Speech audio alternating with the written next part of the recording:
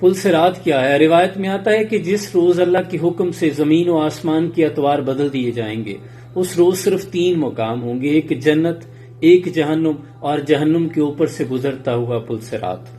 جنت تک جانے کے لیے صرف ایک راستہ ہوگا، اور وہ ہے پل صراط، جس کے بارے میں روایات ہیں کہ وہ بال سے زیادہ باریک اور تلوار سے زیادہ تیز ہوگا، اور گزرنے والے کے اعمال کے مطابق اس پر مشکلات ہوں گی۔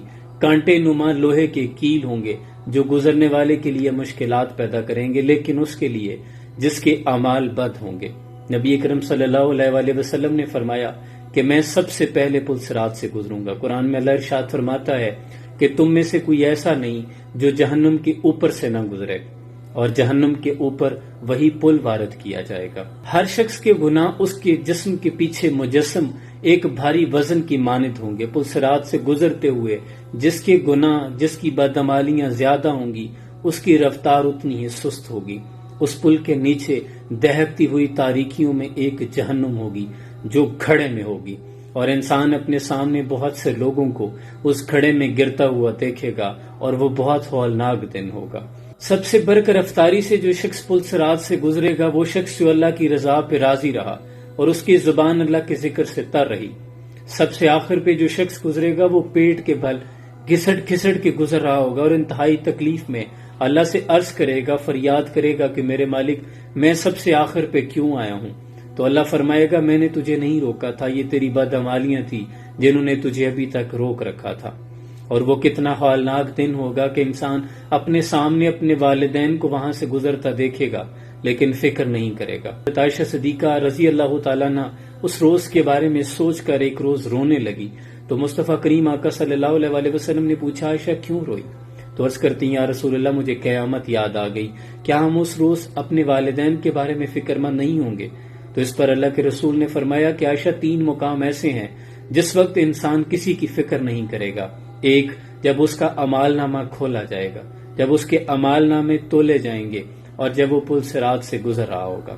یہ وہ ہولناک دن ہے کہ انسان صرف اور صرف ایک کیفیت میں مبتلا ہوگا، نفسی نفسی، صرف اپنے نفس کے بارے میں اپنے رب سے التجا کر رہا ہوگا۔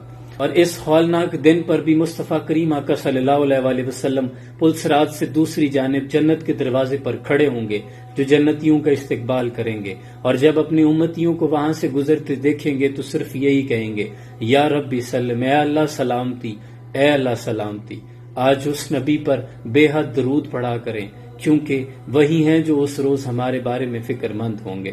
جس کے گناہ جتنے وزنی ہوں گے وہ اس گناہ کی وجہ سے، ان کے وزن کی وجہ سے جہنم کی جانب گر رہا ہوگا، اور اپنے سامنے کئی لوگوں کو گرتے دیکھے گا جن کی چیخو پکار سے اور جہنم کے نیچے اٹھتے ہوئے شعلے اس پل صراط کی ہیبت کو اور بڑھا دیں گے۔ ہم اس دنیا میں اس قدر مگن ہیں، اس کی رنگینیوں میں اتنا گم ہیں کہ ہمیں اس دن کے بارے میں ذرا بھی فکر نہیں ہے، جس کے بارے میں اللہ فرماتا ہے کہ وہ جہنم جو شک کرنے والوں کے لیے کھول کے سامنے رکھ دی جائے گی، وہ لوگ جو اس میں شک کرتے تھے، اور وہ دن آ کے رہے گا۔ حضرت شیخ سعدی شیرازی رحمۃ اللہ علیہ ایک جنازہ پڑھ کے فارغ ہوئے، آپ اس دفنائے جانے والے شخص کی قبر پہ کھڑے ہو گئے، قریب ایک نوجوان کھڑا تھا۔ آپ نے اس سے پوچھا کہ تمہارے خیال میں اگر اس شخص کو دوبارہ موقع ملے اس زندگی میں دوبارہ آنے کا تو یہ کیا کرے گا؟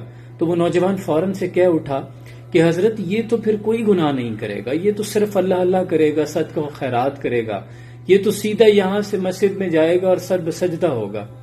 تو شیخ سعدی شیرازی نے فرمایا کہ اس کے پاس تو وقت نہیں، تم ضرور کر لینا، آج ہمارے پاس وقت ہے۔ اللہ کریم سے دعا ہے کہ اللہ اس روز کی سختیوں سے ہر مسلمان، ہر امتی مصطفیٰ صلی اللہ علیہ وآلہ وسلم کو اپنی رحمت کے سائے میں جگہ عطا فرمائے، اور ہمیں عمل صالح کرنے کی توفیق عطا فرمائے۔ سلام پہنچے۔